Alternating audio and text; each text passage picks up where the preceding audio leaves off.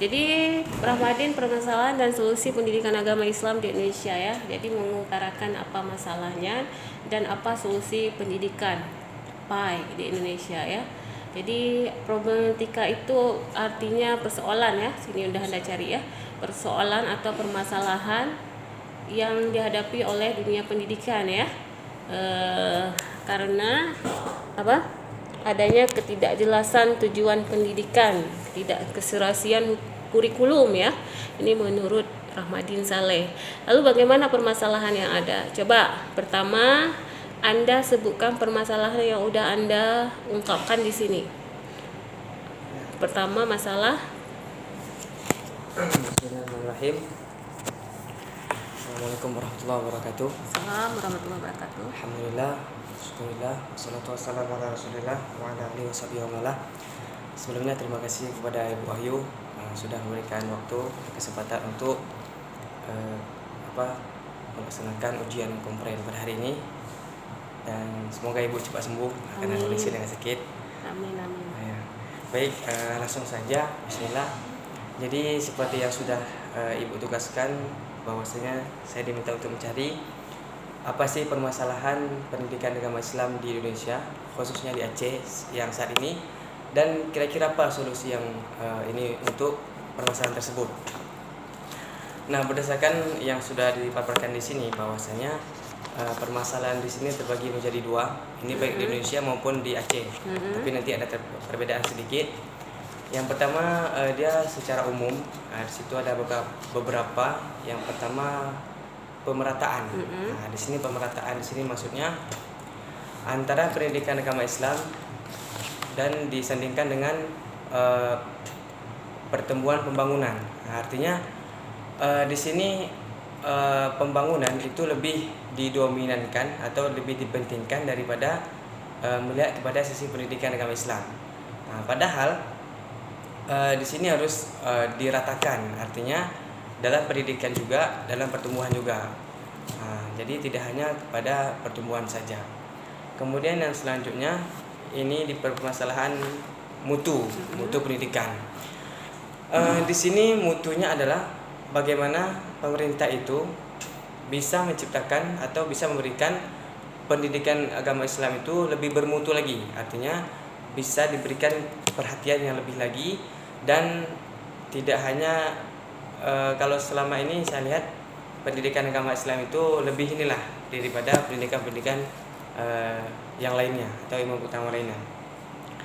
Kemudian yang selanjutnya itu masalah struktur ya, kalau salah. Relevansi ini juga sama dengan mutu tadi, cuma relevansinya antara dengan ilmu pengetahuan yang lainnya. Nah, di sini juga masih kurang relevan, artinya semua pendidikan itu harusnya dikaitkan dengan pendidikan agama Islam. Nah, misalnya pendidikan matematik.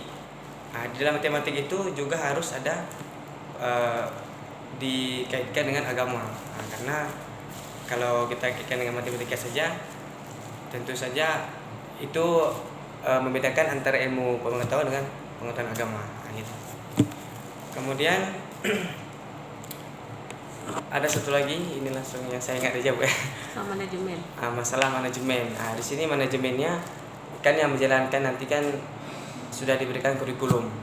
Nah, tapi tidak berpatok kepada kurikulum. Kalau menurut yang saya juga ada baca di dengar di YouTube, bahwasanya di Golkar kalau kurikulumnya mungkin sudah bagus, cuma yang manajemennya atau yang mengaturnya atau yang menjalankannya, tinggal itu saja. Nah, di sini artinya guru pendidikan agama Islam atau guru-guru yang bersangkutan dalam lembaga-lembaga pendidikan yang menjalankan pendidikan agama Islam. Bagaimana dia menjalankan pendidikan tersebut. Nah, jadi tergantung kepada manajemennya. Jadi kan ini udah disebut permasalahan umum ya, ada masalah pemerataan, masalah mutu, masalah relevansi, dan manajemen ya. Manajemen tadi hubungannya dengan penerapan di daerahnya seperti apa kan. Cuman Ibu sarankan kalau masalah pemerataan ini sebutkan datanya dulu. Di sini dikatakan bahwa pembangunannya cepat tapi pendidikannya lambat. Ini harus kita sebutkan datanya, berapa pembangunan, IPM-nya berapa. Jadi jangan sampai menjadi hoak. Nah, kita sarjana pendidikan Islam itu harus jauh dari hoak. Karena kalau kita menjas nggak ada bukti, bisa jadi bohong kan. Masalah mutu nih, ini bagus. Nah, ini saudara Ramadhin sendiri nanti ketika menjadi guru agama Islam, bagaimana cara Ramadhin untuk membuat anak didik itu bermutu, atau kualitas pendidikan Ramadhin nanti ke depan untuk mengajarkan anak-anaknya agar lebih bermutu, bagaimana solusinya? Nah, bismillah untuk pertanyaan tersebut, bagaimana cara saya sendiri, cara pribadi untuk kedepannya untuk menciptakan atau melahirkan anak-anak yang bermutu dengan pendidikan agama Islam.